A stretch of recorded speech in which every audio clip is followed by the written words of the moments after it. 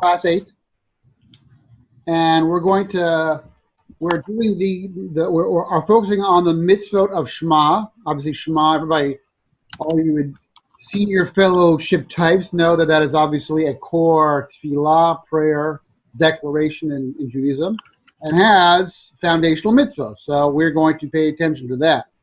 Also, with the message being is that these mitzvot, using that as an opportunity to show how the written Torah and the oral Torah work together. How the oral Torah, the Torah Shabbal Peh, is the perush, is the explanation of the written Torah. Okay, so last week we dealt with the paragraph. We did paragraph of the Shema.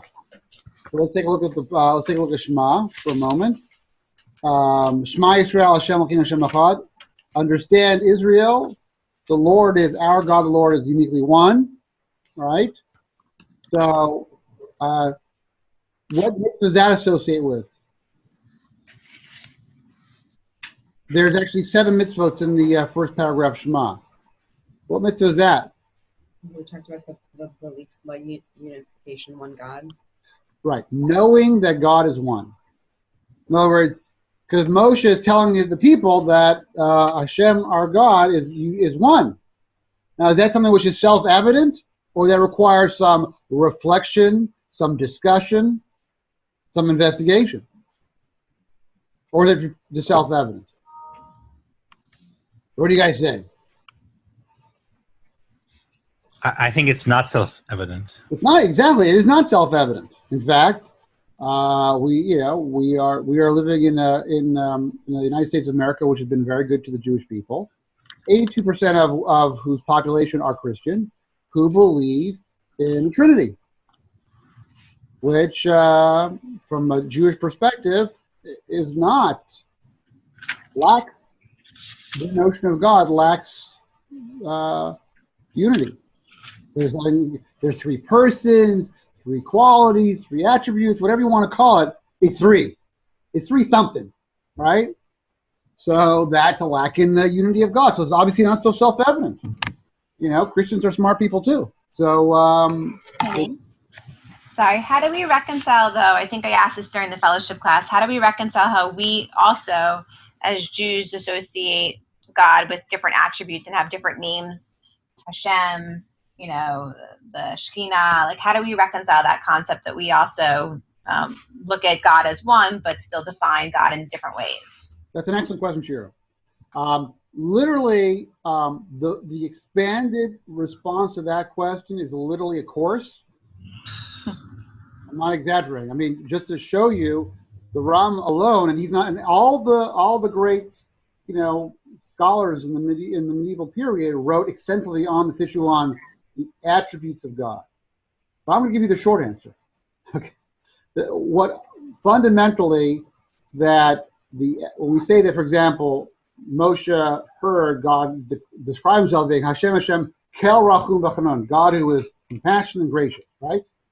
Oh, so he's compassionate and gracious. So we have some qualities there. But if the Torah is written in the language of man, it's written a way for us to understand. So those really describe his actions, but not his essence.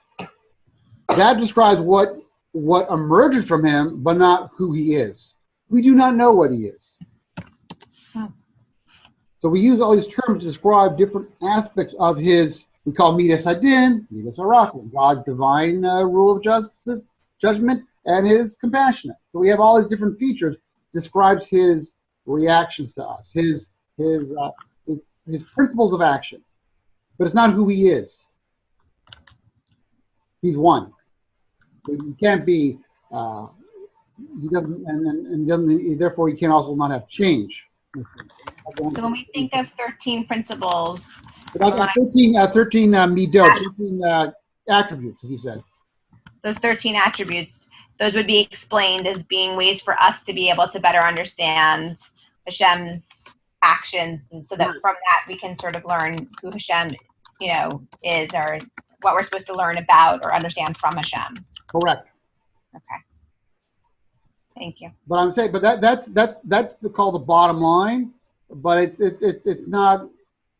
it's more complicated. I don't want to leave you to with a sense that that's all there is. It's complicated, but that's the basic idea. So going to the thing. So the mitzvah is to perceive God's oneness. Not so simple. Moshe is asserting it. Shema Yisrael, Hashem Elokeinu Hashem Echad. One. Now, if you perceive that oneness, the reaction of having that profound insights gets to the second verse. And you will love the Lord your God with all your heart, with all your soul, with all your resources. How significant a love is that? Big love. It's everything. That covers everything. There's nothing left. Right? So he describes the ultimate state of love, of an all-enveloping love. Now, we used last class, we used a metaphor or a contemporary term that captures that love in many of its properties. What did we use? Love understanding, you said? Well, it is a love of understanding, but specifically we talked about the contemporary understanding. The personality that best captures it for us is a fan, particularly let's say a football fan. What is a football fan versus a person who likes football? What's the difference between the two?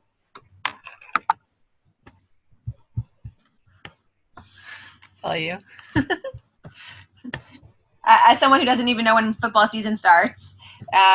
But you could insert the word a love of theater, whatever you want to love. You could say love of music. I think it's a difference between having an appreciation for and sort of being engrossed with and totally dedicated to and following and investing time and energy and resources in tracking something. Correct. So it's your absolute passion, and it defines your identity, and it must be expressed on a daily basis. If it is not your passion, it will not be expressed on daily. It will not determine your actions. So that's the key element. So in America, we see people who love many things. Not the wisdom of Hashem, but the love of sports, the love of food, the love of music. You know what I'm saying? Versus there's a pure fan who it must be expressed in their dress, in their clothing, in the decor of their home, in their schedule, in their relationship to their children, obviously what they talk about, in every kind of way. All right, that's a fan, and that's a pure fan. Then there's a partial fan. They're not so committed. They're not so frum in their passion. It's partial. It's a mixed feeling. I want to throw out a question. Is let's say a Giants fan automatically a football fan? I remember we discussed that last time. So one's more broad than the other. So you can be a football fan and appreciate the Giants, but just because you're a Giants fan, the other way around, right? You can be a Giants fan and appreciate football, but you can be a football fan and not specifically like the Giants. Football. What is a football fan, a Giant fan, really in love of? Just the Giants. That's the Giants, but particularly New York. It's right. Way their manner of it's really an expression of group love.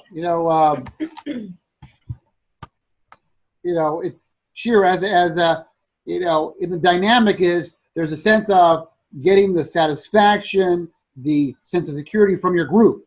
So your group are fellow Giants fans, particularly New York Giants fans, and that becomes a way you express your love and admiration and identification with your town, New York. While a football vet could watch any game. He could watch it. He doesn't have to, he could stop, drive by, he could see a college game. He could watch a high school game. He could watch his team. He could watch another team. It'll be equal. Just continuous love. Now, let's continue on with the Shema. This is just a review. Now, and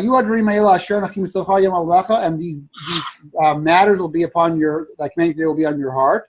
And you'll teach your sons diligently. And you'll talk about them. When you're in your home.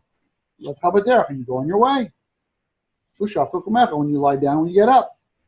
So basically talking about, so this fan that Moshe is describing is what? Dedicated. Well, obviously but he's a lover of Hashem, which we explained. This was the last question. Really, a lover of Hashem's wisdom. So, what is he doing with his kid? And this is another contemporary metaphor. What must he function to his kid? But this is important. Teacher. Like you have to do the same thing. You have to do the same thing. So, what is the first thing in America? If you're a sports fan or a football fan, what must you do with your child? Watch football with them. True, but even and the game. And how do you teach them the game? You watch it with them. You explain it to them. You break it down. But you'll also go outside and you'll show them how to throw and how to catch. You will be de facto your child's first coach. You have to be. In other words, it's inconceivable. And then after you've exhausted what you have to teach your child, what will you do? Put them on the team. So you'll put them on the Little League team, the equivalent of football or baseball Little League team. And you will what? And you will defer your schedule to his. You will drive them. You will buy them all the equipment. You will buy them all the uniforms. You will spend your time going to games. You will subordinate your schedule to the child's schedule because your whole meaning in life is passing on this important passion called the love of sports. So what is Moshe Rabbeinu telling the Jews is the ideal here? Do the same with the love of Judaism. Well, love Judaism, Teach them to your children, right? Correct. And therefore, the parent's role to the child is what? Teacher. First teacher. Every parent is the child's first teacher. Okay, now he's talking about but how extensive to describe it, and you'll speak about them when you're in your home, and when you're on your way, and when you get up in the morning, and when you go on your way, and when you lie down at night, or when you lie down at night, when you get up in the morning. So it's talking about a continuous, absolute, all-pervading engagement. All right. And what else will you do? And you'll put them as a sign on your arm and between an emblem between your eyes. But I'm filling. So you'll have jewelry that will reflect these ideas. And you'll put them on, and you'll write them on your doorway. What's that mitzvah? No, correct. Because you want that there should be these ideas and ideals should be expressed in the architecture of the home. This is just a review of last week. Now we asked the question now it's odd that the mitzvah would be to actually to read this as a duty bound declaration because you would not ask a fan of football to read a paragraph, a poem about his love of football. It would be awkward. So why did the Torah Sheba'al Peh says this verse, and you should speak in them when you're home and you're on your way, and when you get up and go to sleep, is the mitzvah Shema. To read the 2 paragraphs Shema twice a day. This is the oral law understanding of that. How do we explain that? That was a key point of last week. You're doing it twice? Not limited to doing it twice, but how do you know? How did the oral law see in this sentence? We're talking about the activity of the fan of God's wisdom. Suddenly, an obligation to read, duty bound to read a 3-paragraph text called the Kriyat Shema twice a day.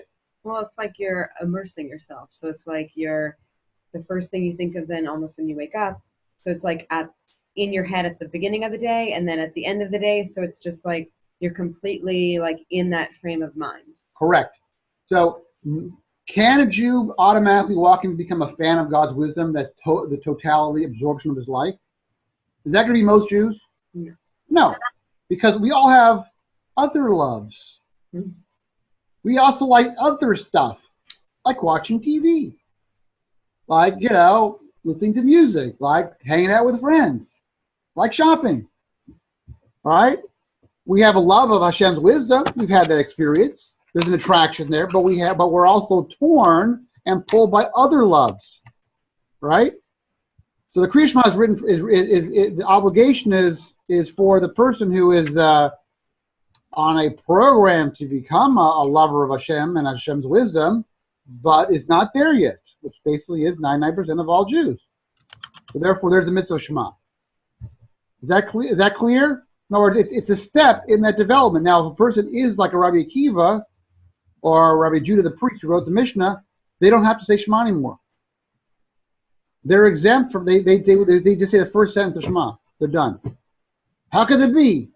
How could there be a different obligation in the Kriya Shema and the Amidah for such a Jew, but we have to say the whole thing? Because they're in that frame of mind anyway. Right, it's redundant.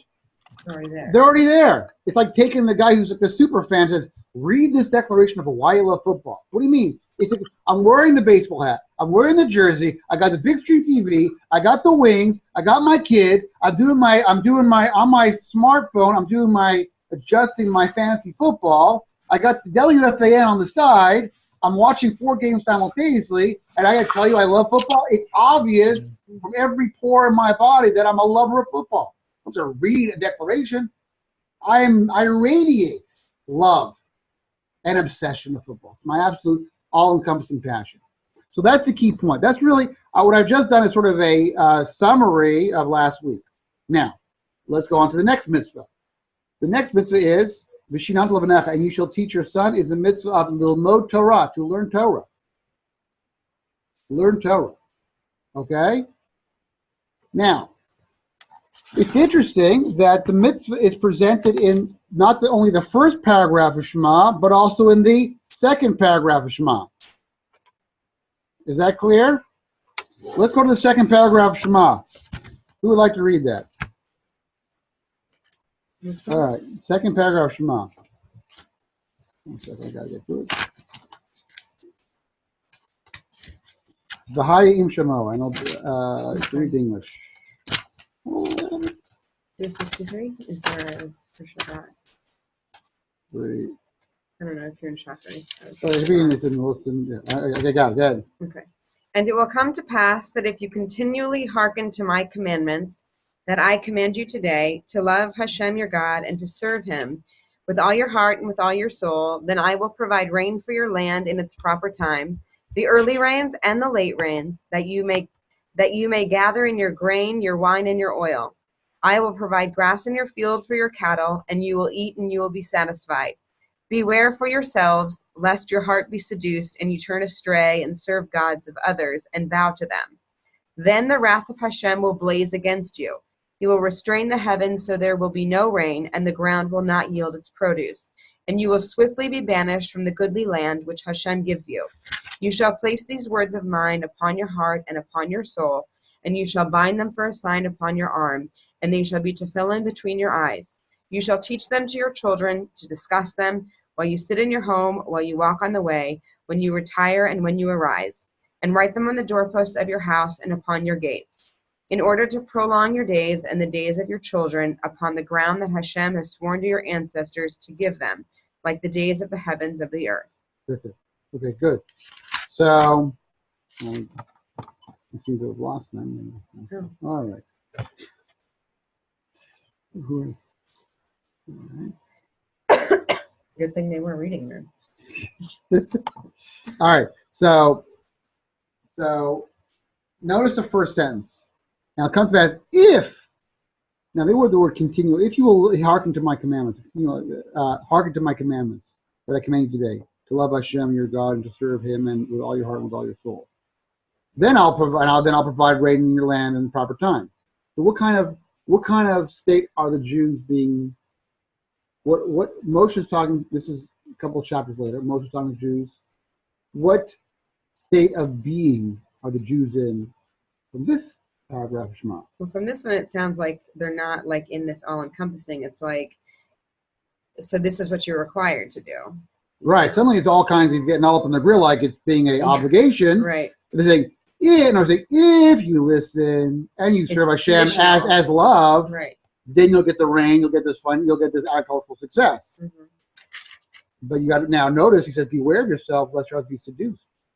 Right. Now, would the ultimate fan of God in the first paragraph of Shema be subject to this being seduced to the... No, because there wouldn't be any question. Right. So, but this person talking about the ambivalent Jew, the distracted Jew, the person who has love of Hashem and love of other things. He or she are vulnerable. So what is he then? Hashem introduces them, Moshe introduces them the phenomenon of what? Basically, what idea is this? Punishment? Reward. Reward and punishment. Yeah. Not just punishment. Right. Reward and punishment. So there's so if they're in Judaism, you can be in two states of being. You could be in the Ava state, the state of love. Mm-hmm. Then there's Yira. You're doing out of sense of awe, reverence, and fear. Yira, to be afraid. You're doing it not because of necessarily because of the love of attraction, but you're doing it because of a fear. And what'll happen if you don't? So the lowest level of fear is a fear of consequences. The other one is a reverence to the superiority of Hashem as not just because he's a force and he can crush you, but just a reference to his superiority. Not necessarily an attraction toward as an absolute good. It's not that it's a lower state, and this is it's a partial state. So what does Hashem tell he says, so he maps out the consequences, and then he tells them if you go, then he says, and you shall place these words of mine upon your heart, upon your soul, similar to what he said in the first paragraph, and then you should do it, and he tells them to put them on. He tells them to put the tefillin on before the idea of teaching the child. So the tefillin here seems to be functioning as more as a reminder, and not. In other words, the fan. Sometimes it'll be some person will put on the jersey to fit into the group, but some people say that they're putting on the jersey is a natural expression of their feeling. So tefillin, you can have the same thing. Is tefillin an expression of who you are or an aspiration of who you want to be? Mm-hmm. Come from two different. Does it matter? Well, one's a higher level. Right. No, so it's different stages of development. Okay. You got to be, a person's got to be honest of where they're at. So because there's an idea here, which what I want to show you tonight is the idea of mito lo lishma ba lishma, from doing it not for its sake, for the mitzvah, will ultimately come to doing there's learning not for its own value, for its own sake, and eventually become learning for its value. In other words, you're doing it for other goods, alternate goods, okay? So as part of a person's development, because a person cannot be born like Rabbi Akiva. Even Rabbi Akiva wasn't born like Rabbi Akiva. Rabbi Akiva at one time was a complete ignoramus. Mm-hmm. He's the ultimate, the idea of the great possibility of change. So then it says, you shall teach to your children and discuss them when you sit in your home, when you walk on the way, when you're tired, when you rise. So this tells you, this is also tells you to do the very same thing. But are these things the same? No. Okay. What's the difference? Well, it seems like in this second paragraph, it's more like these, like what we were saying before, like the reward and punishment. So this is more of, this is what you should do so that you stay on the path. Right. And then versus like you're already on the path. Right. So it's like in order for you to keep it present in your mind, you better do this, put it, bind it first line on your arm, between your eyes. And if you discuss it with your children, you shall teach it and to discuss them. Right. So at the very least, so it's interesting. So the Torah Shabbal Peh, the oral law, sees these two mitzvahs of two verses of teaching the child to express two different levels of the mitzvah. The first one, this one in this paragraph, tells you the basic obligation that a father that teaches kids. In paragraph paragraph number 2, in the V'hayim Shemoah. Mm-hmm. At the basic level. You're not a rock star. You know, and to use it in let's use a baseball. In other words, if you're an American dad, the minimum thing is you can teach your kid how to catch and throw and bat. That's below industry standard. If you are not doing that, you're just not. That's a fundamental lack of being an American dad. You don't have to be the coach of the whole neighborhood, but the least you could do is get off the couch, take little Billy outside, and throw the ball around. Come on, he's going to be called a sissy.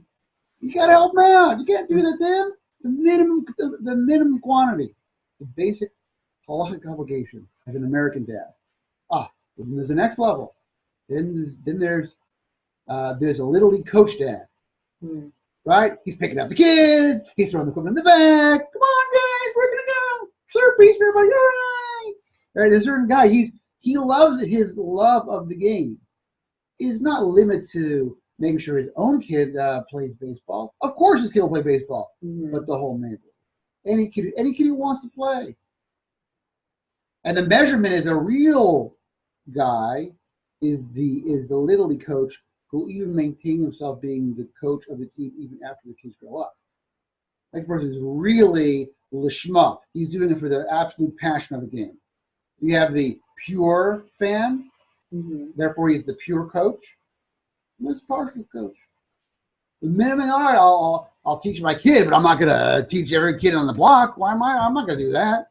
The love of the game is not that much. So the basic Torah shvalpeh of this verse is teach your kid Torah and make sure that he's educated. The next level of Vishinam Levanecha is they learn from the oral law. Banecha, your children is not limited to. And they show a verse in the pasuk by the students by Elisha the prophet. They call them the Bnei Hanavim, the children of the Nevi'im. Now, were all these people sons of the prophets? No, they were disciples. So Banecha, your sons, can also refer to your disciples. So B'shinan Levanecha, you teach your sons, Ilu Talmidecha, they are your students. Not limited to your biological children. And who's that obligation on? On the Chacham in Israel to teach all the students in Jewish people. Not limited to your biological kids. So that's the pure thing. That's doing it for its own good, not for the instrumental. So what happened, guys? Oh, we had a network problem. Our internet went down for a while. It never happened before, forever. It doesn't happen. All right, so for your guys' sake, I'm going to do a 2-minute review. Thank you so much. Okay, so we read the second paragraph of Shema, and the second paragraph of Shema talks about if you will listen to my commands, I command you today to love Hashem your God, to serve Him with all your heart, with all your soul, then I'll provide rain in your land. And then it goes on, and you're familiar. And if you don't, and you turn to idolatry, Hashem will get angry at you, and there'll be no rain. Okay? And you'll be banished from the land. So it brings up the idea of reward and punishment. And then it says you put these ideas, these words or statements of mine on your heart, your soul, and bind them as a sign on your arm, and fill them between your eyes, and teach them to your children. Discuss them. You sit in your home, walk on the way, retire when you rise. So there we see a second presentation of the mitzvah to teach your children. We have the first paragraph presentation of the Shema paragraph, and then the second one. So Elise here pointed out, rightfully so, the second paragraph identifies the Jews where it's not talking about they have a natural love of Hashem. He says, if you'll love Hashem, which means that there's part of them loves Hashem, part of them doesn't. As I said before, they have alternate loves. All right? So there brings up the idea of reward and punishment. And in that context is the idea of teaching your children. Now, the oral law sees these two presentations of teaching your children as being talking about two different levels of teaching your children. And what's the difference? That the second paragraph was dealing with a Jew who is a developing Jew who is doing it not necessarily for his own sake, that person is that person obligation is just simply that a father must teach his child. Basic obligation. And the good way to understand that in America is that every good American dad will at least teach their son to throw the ball, to catch the ball, and to hit the ball. That's the minimum shear. If you're an American dad and you do not do those three things, you are a loser. Below industry standards. Or if you're in South America and you don't take your child out to teach them soccer, it's the same thing. That's simply not doing the basic obligation of a father. Okay? So what's the second level? so the second one. Then the second level is Vishinata Levanecha from our first paragraph. Our first paragraph talks about love. So that the oral law said Vishinata Levanecha, teach your sons. Vanecha elu tamidecha. Your sons are not limited to your biological children, but to your students. And that's an obligation for all the wise of Israel to teach all the students. That's obviously emerging from a higher love. So we have, like in America, just by the easy example, you have the dad who teaches his kid how to play ball. And then there's the Little League coach guy who's teaching all the kids to play ball. And he loves the game so much that he will even continue to do that even if his kids graduate and head off to college and beyond. His love of the game is so pure. Okay? So the pure fan, which is the Ohev, the lover of God's wisdom, he's not limited. He's not limited. He sees the totality of his meaning in life through the love of teaching the Torah, to the exclusion of every other motivation. So too, by the pure fan, he will find meaning in life by teaching the game to the kids, to the exclusion of everyone else, right? Or Isaac Perlman will dedicate to playing violin, right? While a partial fan is interested in other elements. What are motivations for what would be in other? For example, what we call in America a stage mom. You could have a woman who's a stage mom. She's never acted a day in her life. Why is she bringing her daughter to the audition? Does she have a love of theater, a love of plays intrinsically? A love of the arts? No. What is she in love with? Her child. Getting her child to be famous and well known and adored and. Yeah. Well, to what end? Doesn't matter. She keep pushing. So, why does she want her daughter to be so famous and well known and adored? Because it'll bring her this. It'll bring her the love and the fame and adoration that she so richly craves. So it's not. She's in a certain sense whether it be her to be an Olympic gymnast or a awesome piano player or a fantastic actress. There's nothing that makes no difference. She is using that art as an instrument for the fame.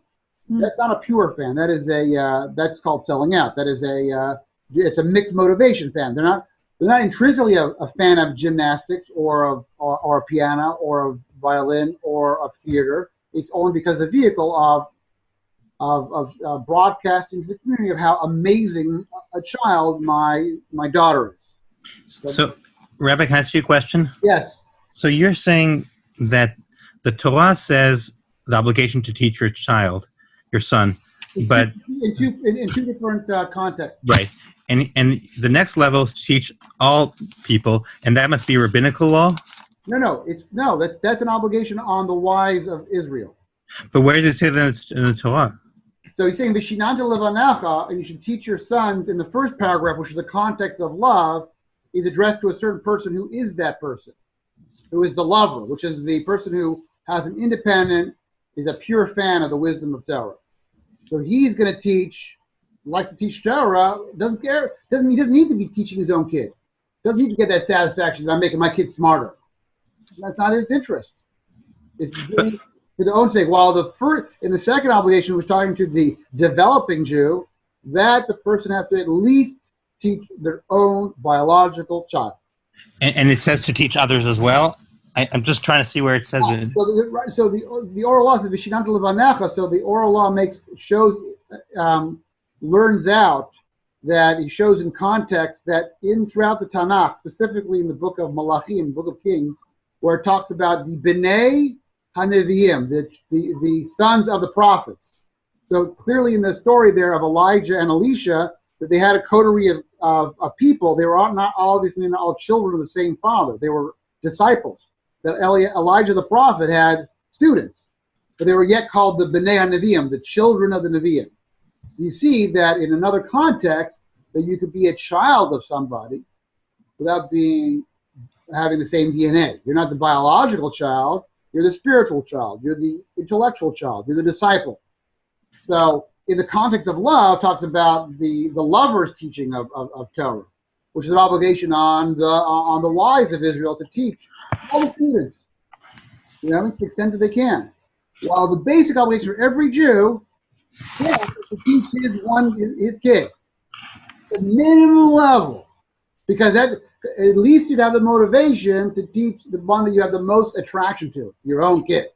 So and this biology, like by baseball, the expectation of an American father is that at least he's going to teach his son to throw, catch, hit, and know the basics of baseball. If you're an American father, you do not teach that, it's simply a disgrace. It is.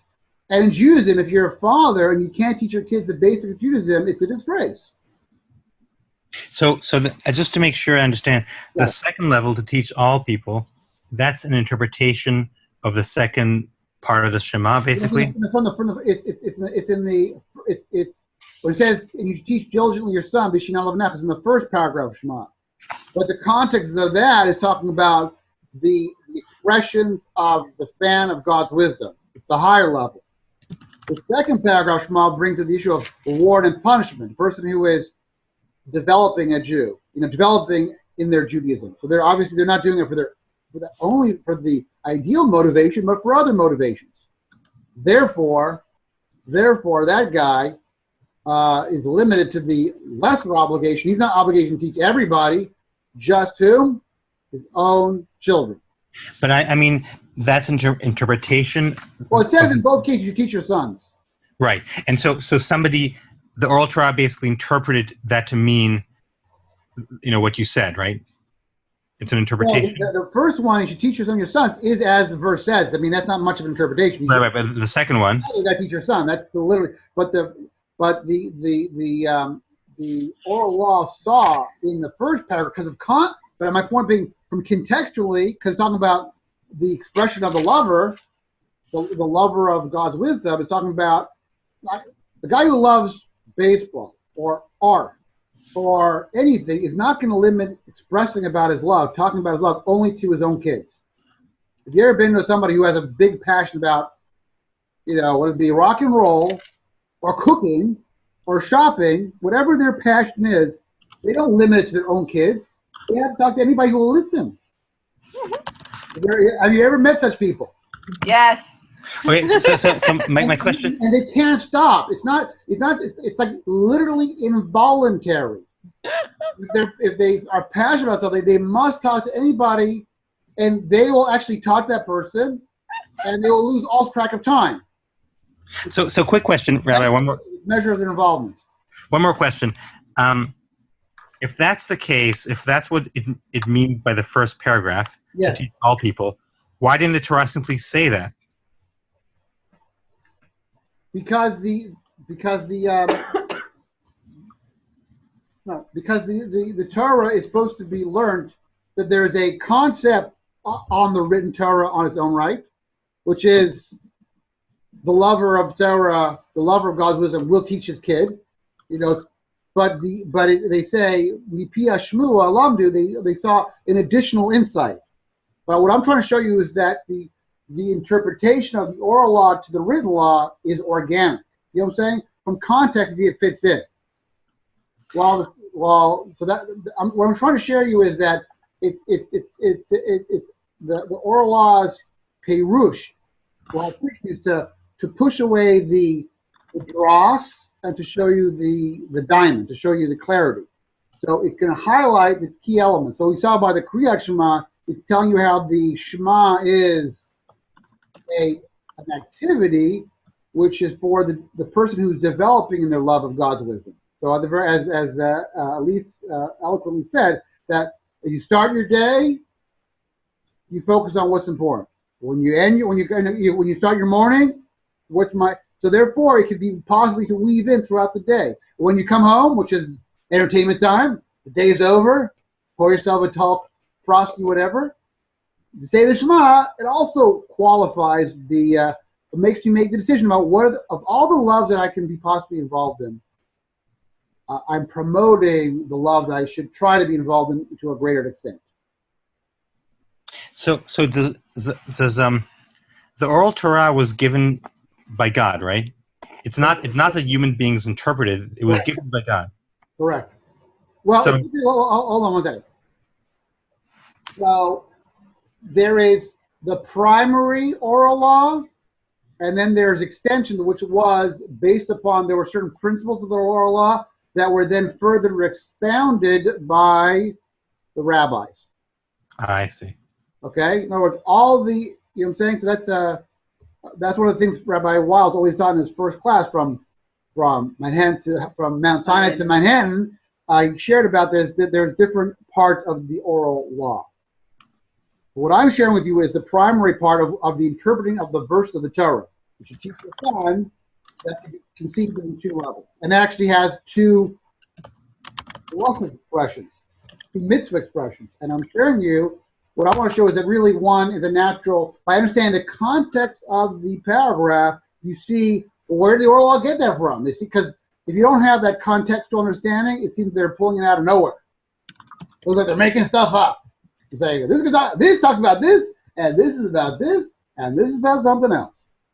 But if you see, as I try to make the case, of in the context of the paragraphs and the flow, and by finding an analogy in our own experience called the fan and the coach, it becomes pretty natural. And what does it say in the oral Torah, the oral law, that if you're on a very high level like Akiva, you don't need to say the Kriyat Shema? It's in the Talmud. I see. It's in the Talmud. It's in the Talmud and in Maimonides. It's still such a verse called a Torato Umato, that the Torah is his craft. Not simply of the time, it's of a certain level of being. You know what I'm saying? It's their absolute.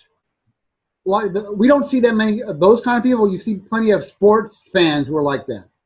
And did Akiva indeed not say the Shema, or did he say it? He said the one sentence of the first. I see. Like, for example, or Shimon ben Yochai, who was in the cave. That guy, the cave guy. I don't know if you guys heard about Shimon ben Yochai, who was described to have written the Zohar. He definitely involved in some abstract. What he wrote, we don't know, but he on a lofty level, he only said the one paragraph, the one sentence of Shema. I see. Because that's all he needed. Anything more is redundant. We who have we have many loves, we can say all the Shema, and not just once, but twice a day. Okay. So I just give it. You know what I'm saying? Yes. So that's I think that's the basic idea. So that tells us the idea of the mitzvah of. So we've done two mitzvahs. We've done the mitzvah of the Kriyat Shema, how that fits into, because it's a developmental step in that program. A, and B, two levels of transmission of Torah. Okay, we're going to continue on next week because I'm going to talk about the different Torah. There's more to say about that. So that's our opening volley on that area. We'll because learning Torah, as you've all heard, say in the morning blessings, Talmud Torah K'nei Kulam, Talmud Torah is equal to all. So it's a foundational mitzvah in our growth, and therefore there's many parts of that. So to be continued. All right? Thank you very much. Thank you. What I'm hoping is that more than the particular mitzvah is that you're starting to see the, I'm hoping that a paradigm is coming to emerge out of the material. I'm more interested in you see the big frame of the system, and then the details will start to fall in organically. But if you don't see the thing, you'll just see 1,000 pieces. I'm looking for the big superstructure, and then the things will fit in organically. That's really the measurement. But your big superstructure of what? Just the Of all Torah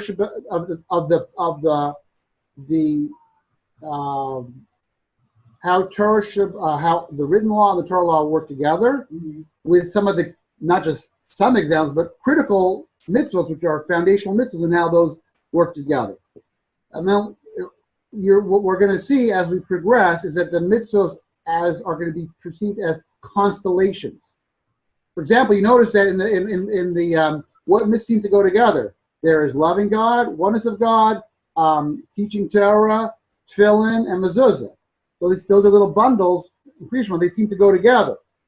So these are all because it's the love and the tools of keeping focus on the love. So you'll see that many mitzvot operate as constellations. Imagine like you have the sun, which is a core mitzvah, and then the other mitzvahs are orbiting around it, playing an instrumental role. And all the 14 books of the Rambam are functioning, are 14 constellations, if you will. The goal, I don't know if we're going to achieve this all this year, is to see the totality of all the 613 in that way. You see how all these different systems, like the human body, you have the respiratory system, you have the digestive system, you have all these different systems that are working harmoniously together, which are amazing. Well, there's one human being, but he's composed of could be 20 systems. In fact, we probably do not even know. There are probably systems that we're not even aware of. There's a limbic system. There's a nervous system. It's a circulatory system. It's unbelievable. So it's miraculous in its wisdom and its beauty. So to be continued. I don't want to. We're just giving everybody a little flavor here. That's the deal. Question. Thank you so much, Rabbi. You got it. To be continued. All the best, guys. Have a good night. Good night. You too. Be well. Bye.